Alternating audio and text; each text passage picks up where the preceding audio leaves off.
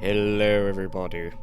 Welcome to Growing My Grandpa, a game where a young girl proceeds to resurrect her grandpa from the dead and proceeds to teach him like a Tamagotchi. Yeah, says a lot, doesn't it? I've heard a lot of good things.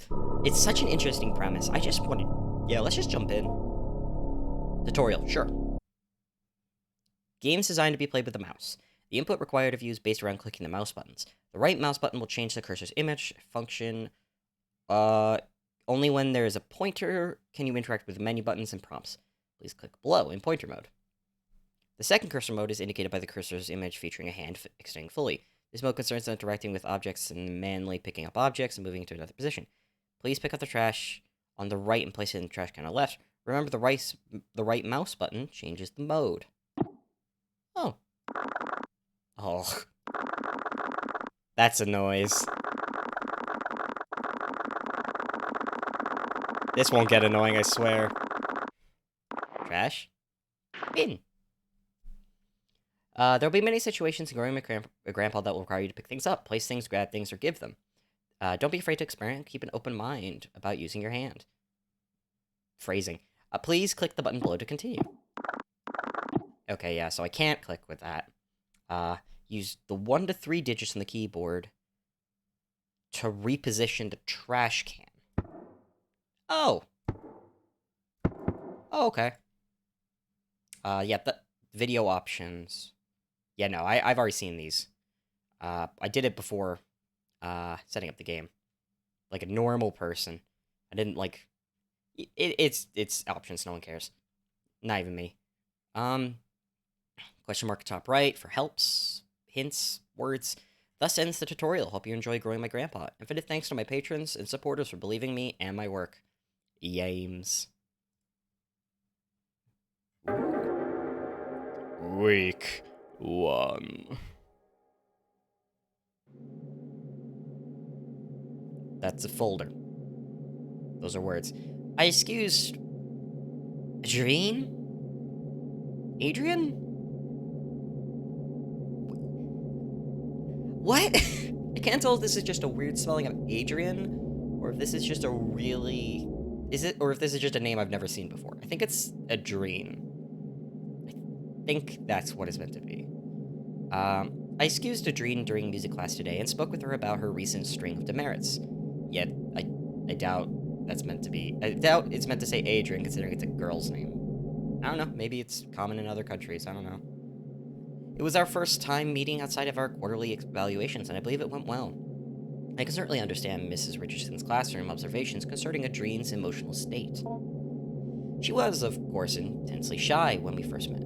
As I understand it, she's similarly withdrawn in her classroom activities, and only speaks or acts when she absolutely must. Some things she simply will not do. Instead of participating in mandatory group activities, she will sit alone and accept that she will receive a demerit.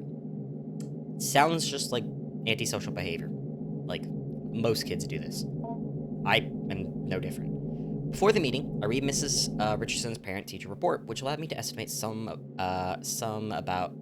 I feel like there's a word missing there. Some about Adrian's home life. The parents are well-educated and come from a prestigious background, but they lack time to properly nurture Adrian. She is often alone, and when she is not, the parents seem to not understand the importance of warmth and affirmation when dealing with someone so young. Again, I'm sure this is more common than I'd like. Having 2 parents of this reserved and icy temperament exacts an inhibition in a child. The child's imagination is subdued, but only ostensibly, there we go, where it eventually finds its way into regular life. I summarized that I would be able to reach out to Adrian by the way of make-believe. Oh, this is such weird models. Is that an apple? I think that's an apple. Can I pick up the... No, never mind. Can't move my mouse. How are you liking your new house? You've told me you used to live close by, but it still can be a big adjustment. A new room, a new school. The basement. I like that. Weird kid. The basement. Yeah, well, there's a lot of cool stuff. Mom and Dad sent me down there. Your mom and dad made you go? Yeah, but there's a lot of cool stuff. Well, that's not why they sent me down there, though. Why did they send you down there? For fighting. They were fighting, shouting. I came in to help and they shouted at me. They said go clean up downstairs. So I went. I feel like this is like a point where instead of going to a psychologist, I talk to the parents, because this doesn't look good. That sounds tough. Do they fight a lot? No. Well, they, It's alright, Adrien. Maybe you can tell me more about the basement instead. Okay. Well, it was weird at first. Stuff down there, but cool. I found something living. Sort of. That's very interesting, Adrien. Please tell me more. I think you would have asked I would have asked clarification. What do you mean living sort of? How is something sort of living? By indulging in her fantasies and stories, I was able to glean more of an understanding of Adrien's anxieties surrounding her home and parents. The symbols of Adrien's story seem to carry their own traumatic weight, and her exploration of the basement may very well be a vehicle for conveyance of her anxiety. Yes, because when I think of anxiety, I think of basements. Whatever might come of our next meeting, whether she will engage in similar make-believe, I will set down her story here. Adrien's story begins with her delving into the basement with a trash receptacle and the goal of cleaning up. She discovered one of the walls was covered in plastic bags. She went to investigate, intent on tearing away whatever they covered. Trash bags. Oh, okay. These are ropes, I think. Got it. Upon removing the plastic trash bags from the wall, she noticed their interior lining was covered in glass. Like a window, I offered. No, she said. Like a mirror. Reflecting inwards towards the animal they covered. What? Is this the therapist talking or the girl? Either way, it's a weird thing to say. I gently asked her what exactly this animal was. So it was her? What? Here is where the material reality of the story took a turn for the explicitly fantastic and imaginary. I'll write this down as need better The hell? Upon her discovery of it, at her gaze, it grew or extended. Shaggy-haired self. Hair like the fur of a dog, I offered. No, she said. Not the fur of a dog, nor the hair on her head. It grew out towards her, the animal's hair reaching out. It was hard, standing almost straight, like the hair on a brush. A bristle, I offered. Yes, she said. She was very afraid at first, but then very curious. I asked her what else was in the room. More things hidden away, she said. Things of Grandpa's as well. First, she found a hidden message under the stairs. Inside were strange dolls, magic objects, naked, faceless figures. I don't think the comma was meant to be there. I heard these cryptic utterances and merely nodded. In order to keep the game of make-believe going, I only pressed for details where I thought necessary. You didn't even ask her what her imagination was like. You're just assuming that she's making this stuff up. Like, I wouldn't even do... what psychologist does this? Unless you're, actively dealing with someone who knows they experience hallucinations. Doing this to a child is just confusingly weird. The faceless dolls could be a simple metaphor for the anemone she feels in her own home. The hidden passage, I am unsure of what to make of that. Oh, I wonder why. The reveling of the concealed seems to be thematic in her fantasy. The door under the stairs is but one example. Oh. Yeah, I don't... That's a chair. Are those eyes? They look like eyes. The darkness of the shadowy corner unnerves you. You cannot explore here without some form of light. Okay. Go the other way. That's a painting, I think. That's another chair. Trash pile? Well, is this under the stairs? Oh. Oh, okay. Hidden passageway. Once she removed the panel and found the magical hidden passage, she was very specific about what she took. Welcome to Coraline. She found a magic book, a magic doll, a photo of her late grandpa, and magic glue. The hell does magic glue imply? Take doll. Search closet. Can I look inside? Alrighty. Let's just search the closet first before we take anything. What is... I'm just cleaning up now. Let's move the... Ah, glue! Oh. Let's clean up first. What's this? Papers crudely bound together to form a book. Eurasian steppe shamanism and the fusiform gyrus. An interdisciplinary study in sympathetic magic. Jacob Hart. Read now. The impetus of this research was the recognition of a particular pattern in fragments of documents relating to magic and magico-religious practices. Numerous sources were drawn from commentaries on laws relating to the banning of sorcery and necromancy, compilations of folk charms relating to love spells, hagiographs of saints and their encounters with the devil.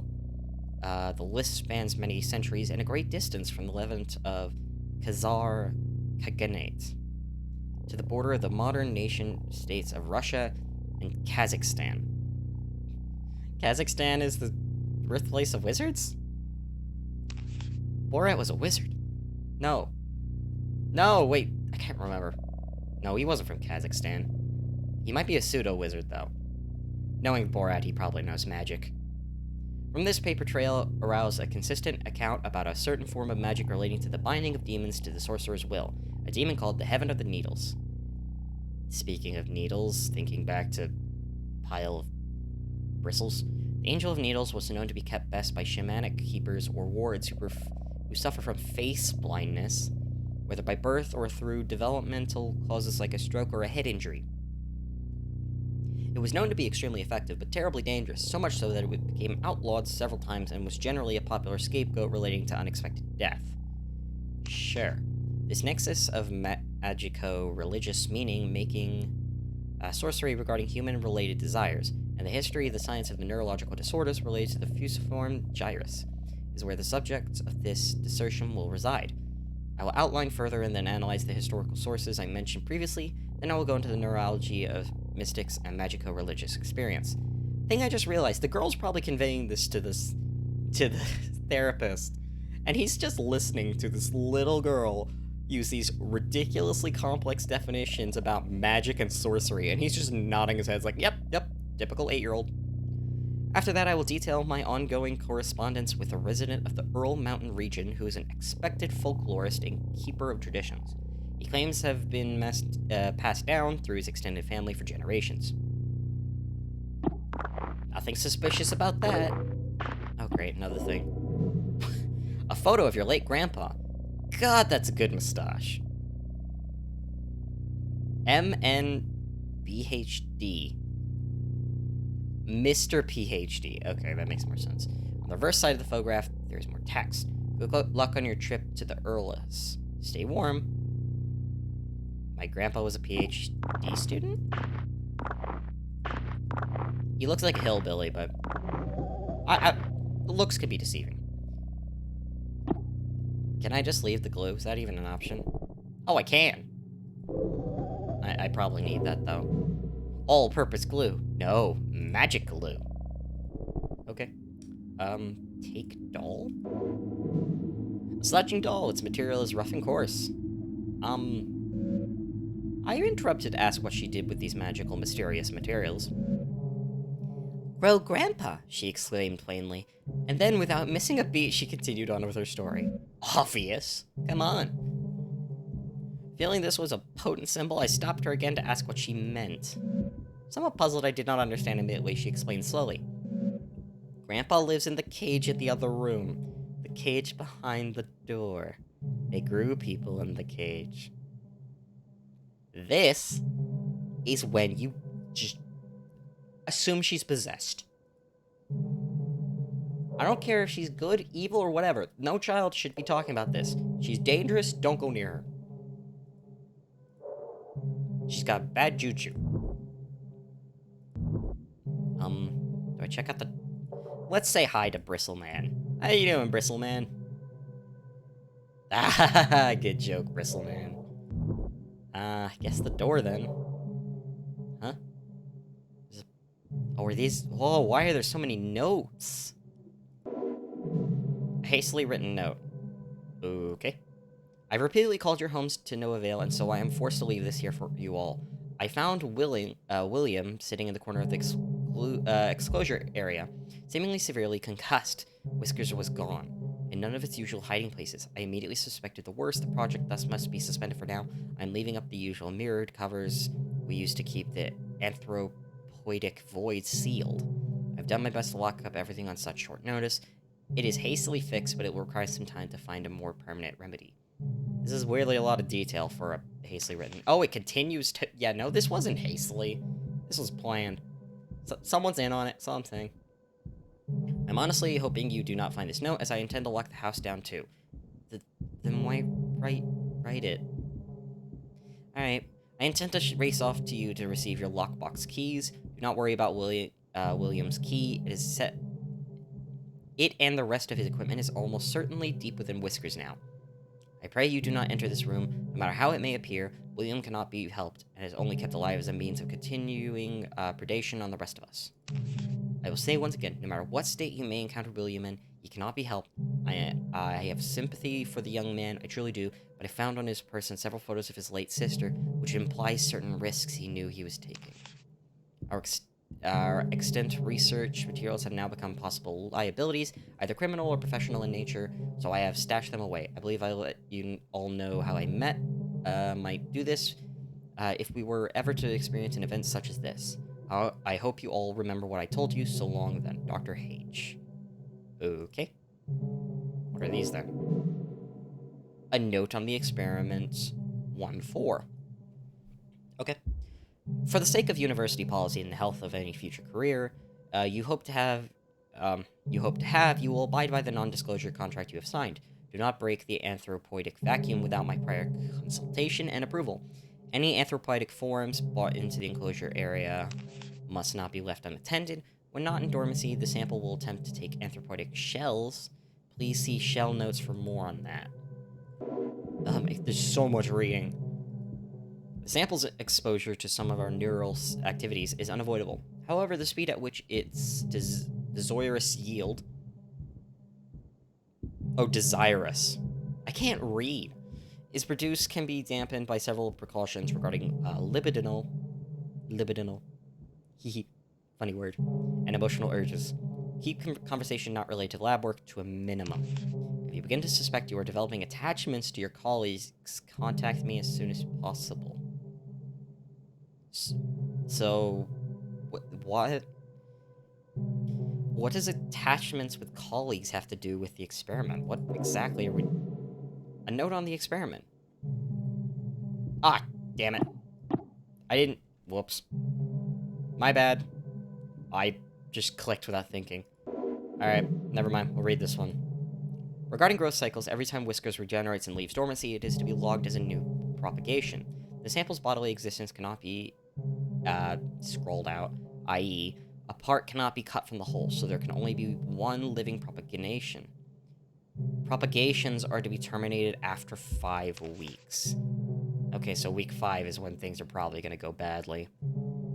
Any further development puts us at risk. Terminate procedures will be posted and followed with extreme care. With all of that out of the way, I want to welcome you to the project. I look forward to working with you, Dr. Hart. So presumably this is the guy who was working with... Well, who wrote the note, like the hastily written one.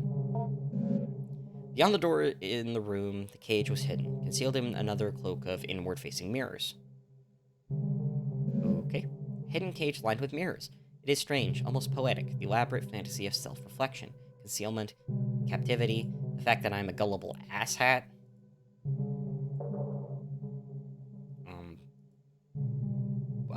Yes. It's a tarp. There we go. At the cage, she finally cast her spell. But it was confusing, she confided at first.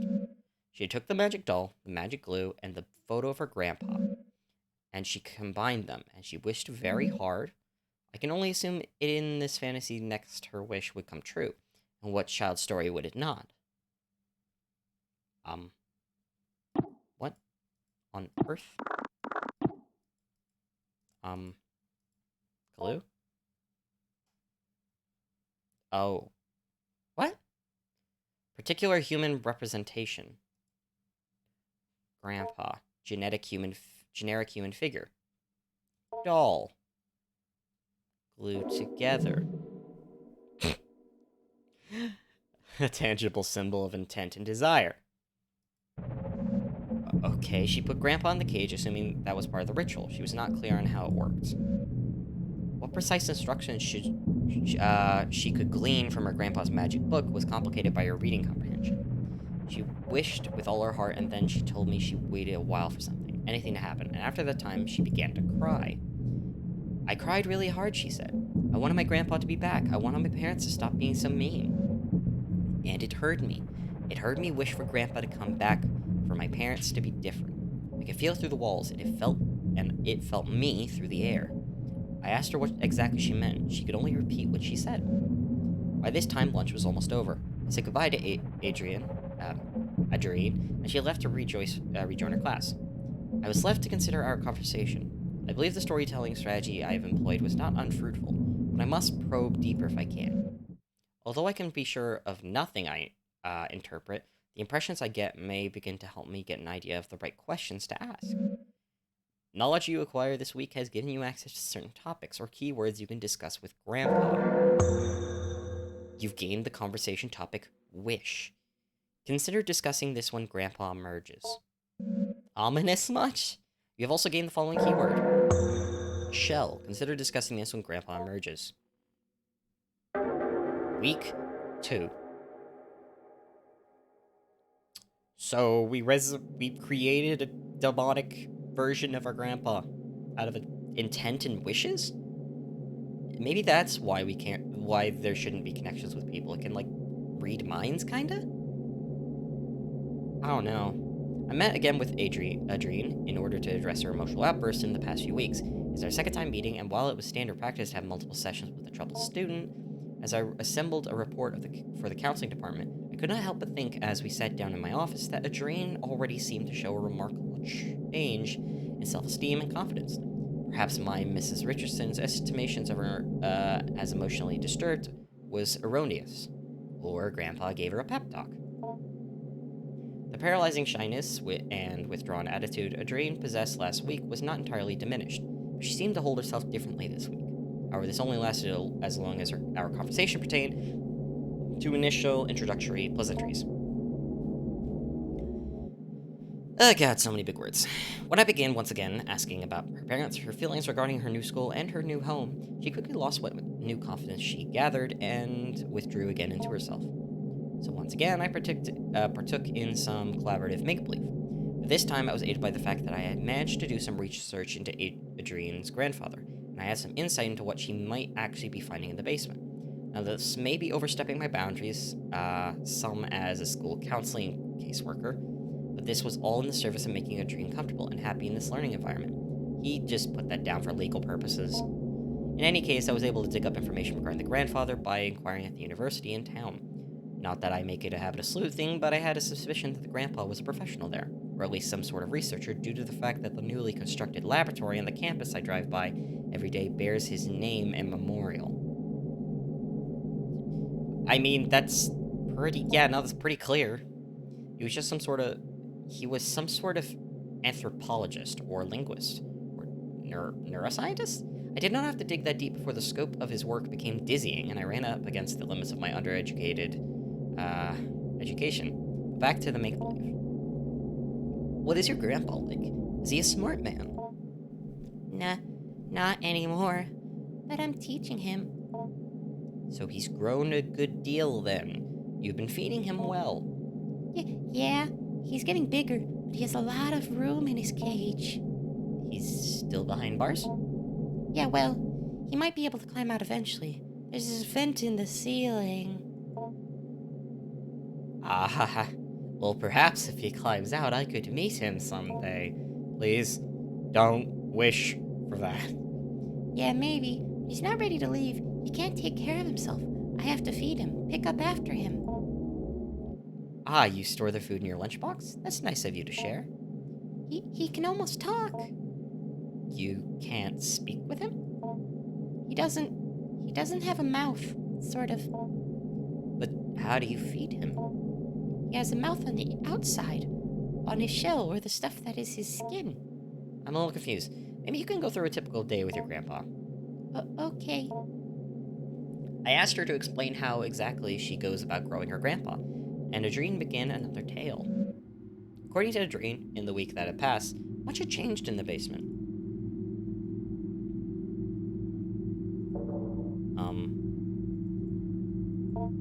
The hairy thing that had been here before is gone. Well, it didn't just disappear, did it? Okay, let's go to Grandpa. Wait, Grandpa.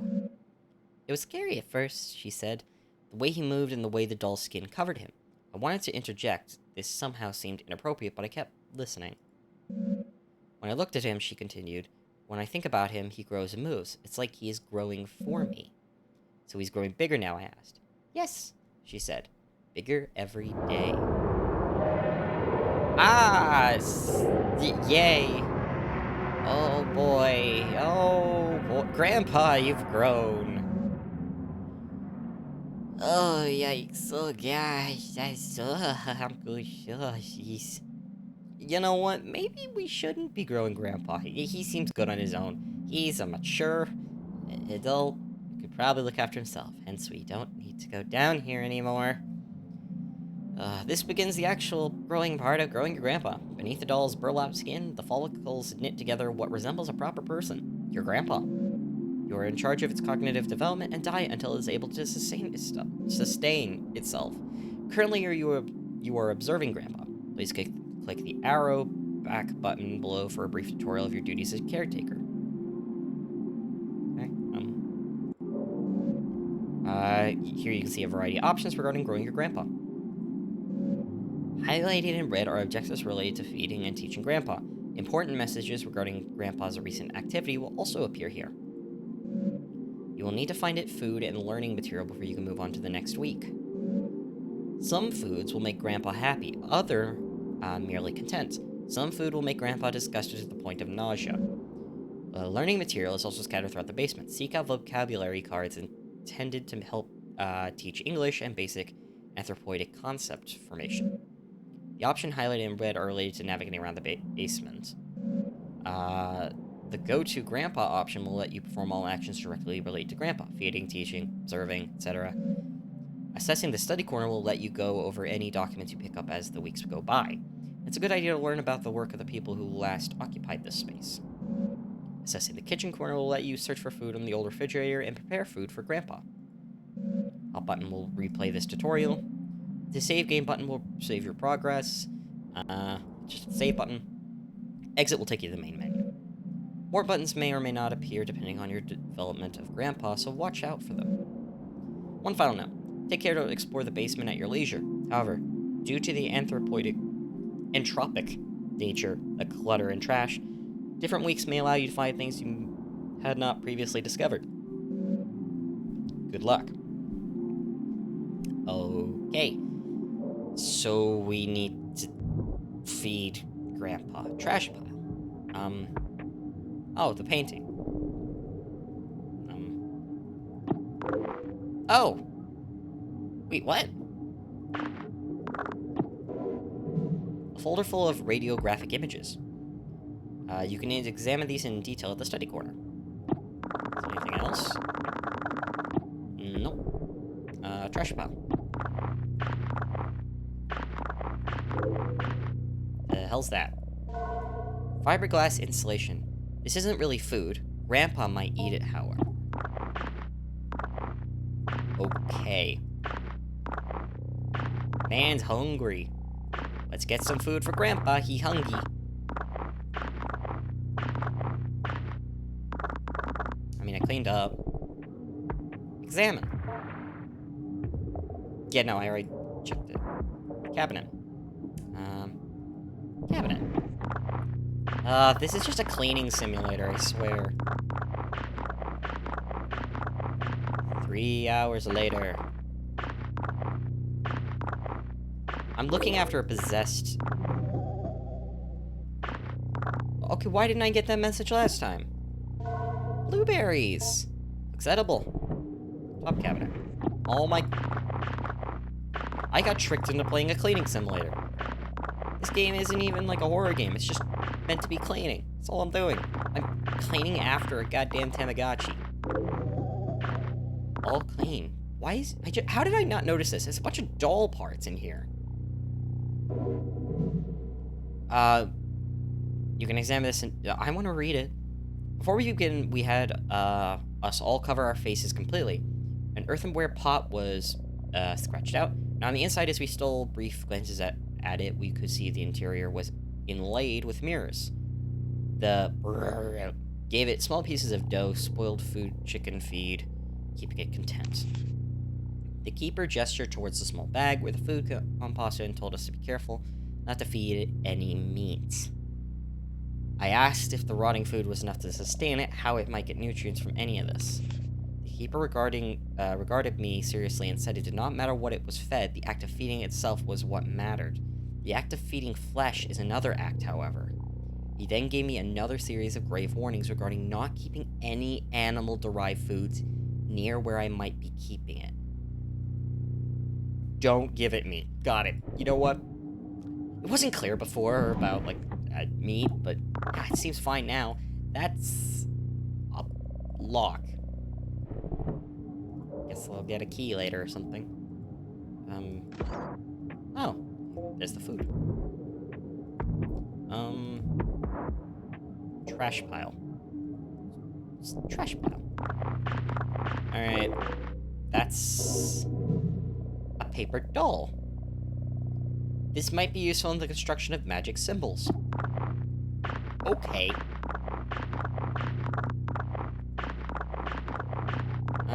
Anything else in here? Yeah, sometimes it gives me a thing saying it's clean. Oh, okay. Wait, hold up. If that's the case, it did it eventually, which to me implies that maybe I didn't clean up the trash here.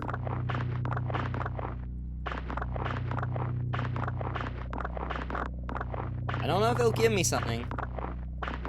But I might as well try, right? Oh, now you do it. Okay, can't go back there anymore. Is anything here? No. Bulbous growth. Something appears to be growing from the wall. You take a closer look. What the hell?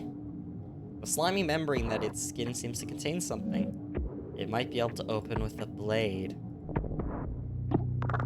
What the hell? Corroded battery. This isn't really food. Grandpa might eat it, however. Okay, so it matters what we feed him. Kinda. As long as we are feeding him something that's not meat. Just nothing animal related. Don't give him a doll that's like an animal. Don't give him meat. Don't give him anything like that. Vocabulary card. Now you can teach him the word hello.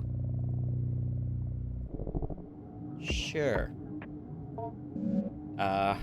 Great. It's too dark back here. Why don't we just go to Mom and, like, ask for a light? Mom, I need a light to explore the creepy basement. Grandpa needs me to find stuff. Please. I don't see any negatives from that plan. Kitchen corner. Let's see. Upper fridge. Lettuce. Sure. Lower fridge. Brown banana. Sure. Prepare food. Soft fruit or veg. Unappealing item. Banana. Fiberglass? Conceal? Huh? What? The insulation is concealed in the browning banana flesh. I hid the fiberglass inside the banana? Why? Why do I need to do that?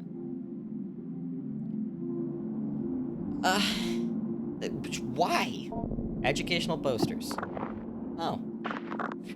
This is trash. Who needs to read? Oh yeah, I know.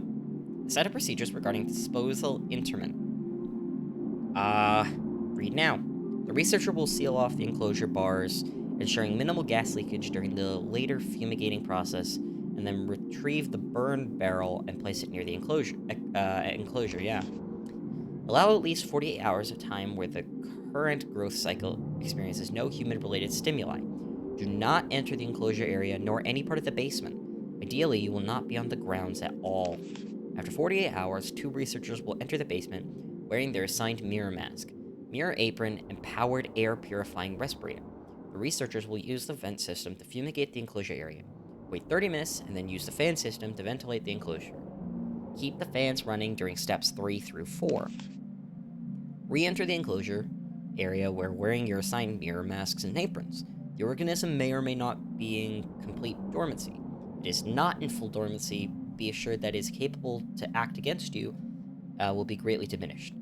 With your assigned power drills, quickly remove any enclosure bars needed to access the organism. Put them aside for later reinstallation. Put the organism into the burn barrel, incinerate the organism thoroughly. Wait for any smoke to be properly cleared by the fan system. Turn off the fans. One researcher will retrieve the nucleus from the ash and place it in the mirror box. The other researchers will sift through the ash and place any other substantial remains in the biohazard bin in the room outside the enclosure area. The bin is locked for safety purposes. The code is 323245. The researchers will find out termination form and leave it for Dr. Hart. You gained the conversation topic. Biohazard bin. It says, okay. Is that just like an emergency thing if they need to get rid of Grandpa? Like, I have no better name to call it, so it's Grandpa. Oh yeah, that's cashews. Cashews kind of look edible. Game has a thing against cashews. Alright, what's this? An account of an equation? Equation? Sorry, I'm just having a moment wondering, how am I this bad at reading? Alright. It was said to pass from one family of steppe people to another, but pressed on its ultimate origin. Somewhere to the south, coiled in a bowl covered in incantations, buried upside down by a graveyard. A commonly antiquity demon trap. The keeper, an elderly man in failing health, was ready to expound on and on about the dangers of the organism, but when asked more pointed questions about the history of its acquisition, I was given curt responses that had a way of circling back to vague warnings. Sure. So they've got this off of an old man.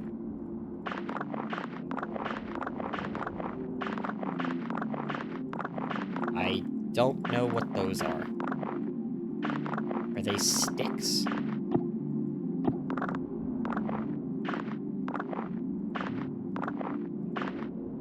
Yep, there's sticks, I think. You removed the tape down oh, that was tape.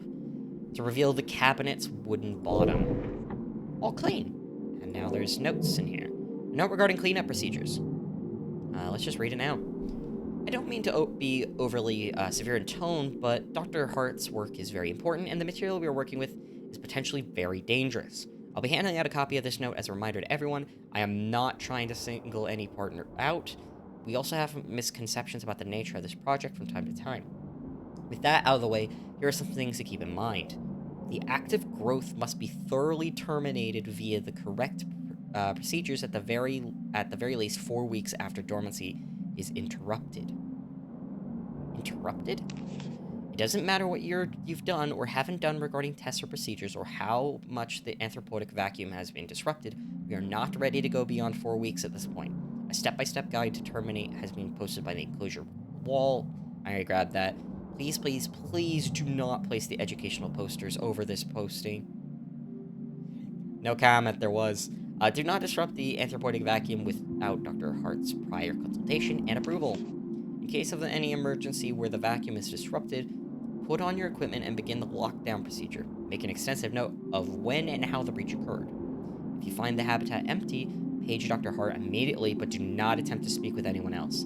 This thing can get very smart, and I'm sure you're all well aware from the stories we heard on our acquisition trip.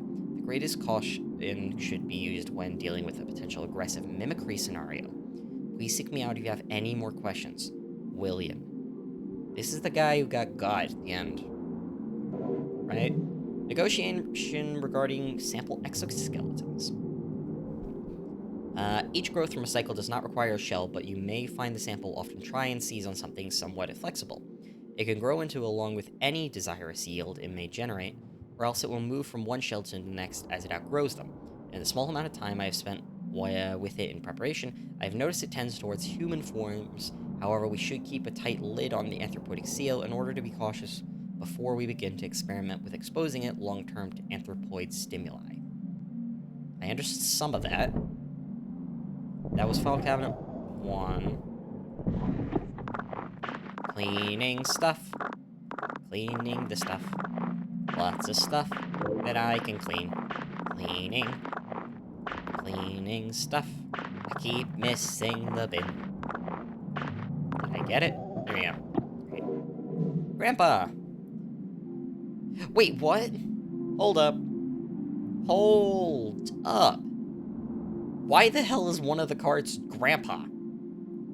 Are you telling me the scientists just said, this word looks good? Out of all the words they could pick, why did it happen to be the thing the little girl, like, presumably years after this experiment failed, would call it... What? None of this makes sense. Everything was believable up to this point, except that one card. Apparently I did that one. Slip the radiographic images you found onto the machine's display. What? Oh.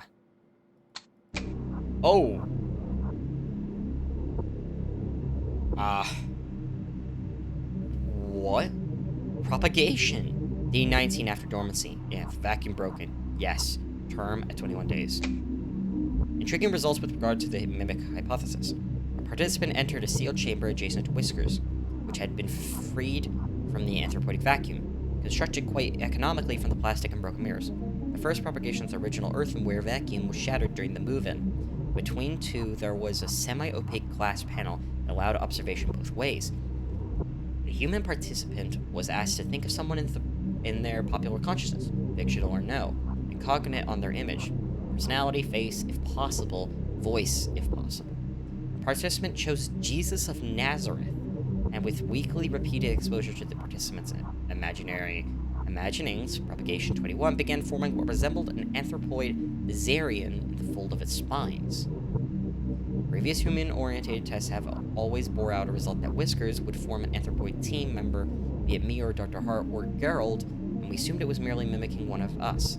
Dr. Hart has always contended the desirous yield, where the anthropoid's reproduction Whiskers creates when in contact with human beings, has always been based on the conception and relation to the person through someone else. So it reads someone's mind and then duplicates the thoughts. That's really cool, but kind of terrifying too. With this framework, the desirous yield is not actually a replica of a person, or if it is only a replica of the fiction of a person generated into the mind of another. This desirous yield was not Jesus Christ, but the participants' image of Jesus resembled from their religious upbringing, religious artwork, depictions of popular culture, etc. This radiograph was taken right before the destruction of the growth cycle while Whiskers was rendered unconscious via fumigation. Seems like with every successive propagation, the stem cells in the organisms work a little faster, but I'm not paranoid. It's technically deathless, yes, but we're burning up whatever knowledge it gains when we incinerate it. I don't believe in magic just yet. Oh, sure you don't. Propagation 5. Okay. Let's go 5. Day 10 after dormancy. Broken, no. Okay. Radiograph was taken at or around growth cycle 4. The strange thing about it was that the subject of the image was found nowhere near the enclosure. It's almost like a piece of Whiskers fell off and scurried into the corner. I feel like we've learned a lot since then, but at the time I remember speaking about the morphology being weird, not really even resembling any extended zoomorphic structure. Besides, maybe a cuttlefish, then I happened to open the thing up. Okay. Day 14. No term. Exposure to mammalian forms, part of a series of zoomorphic influences, led to further understanding of the propagation's ability to stimulate the somatic stem cells that constitute fully developed animals. I write simulate in the previous statement because examining the tissue of each propagation leads me to believe its amazing capacity for accelerated growth of vastly different forms comes from its cell-level mutability. And yes, and yet at no time does it function as the thing it becomes, except in the sense that it mimics it. That is to say, when the whiskers is removed from the dormancy and replicates a rabbit's morphology, it is not seeing from the rabbit's eyes nor smells from the rabbit's nose, but pretending that it does and doing a very good job at it. What is this? Broken. Yes. Term at 6 days. We have taken to calling it whiskers. Of course, some have interpreted it as hair or needles or quills, but whiskers is more accurate, as the needles are really more like suprasensory follicles or spines. The nerve nets distributed throughout the morphology of these spines resembles those of genus Hydra, but have myelin sheaths that are functionally the same as vertebrae. As we can see in the X-ray, each spine is laden with dense optical arrangements similar to compound eyes. The Hydra connection is assuredly worth investigation with regard to the organism's capacity for regeneration and anecdotal deathlessness. It certain is robust enough creature to inspire marvel that it not untinged with fear.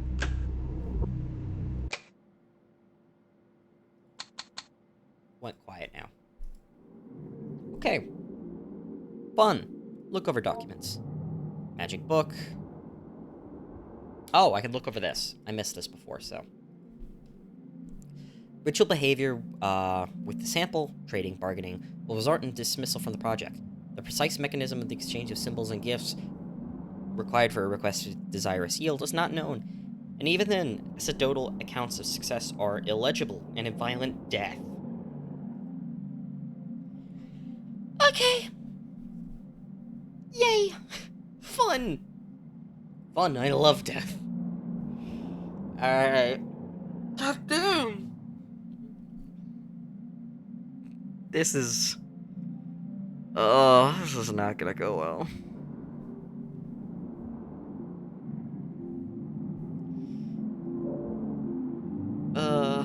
Now I'm paranoid. Which is probably a good moment to sort of stop for a sec.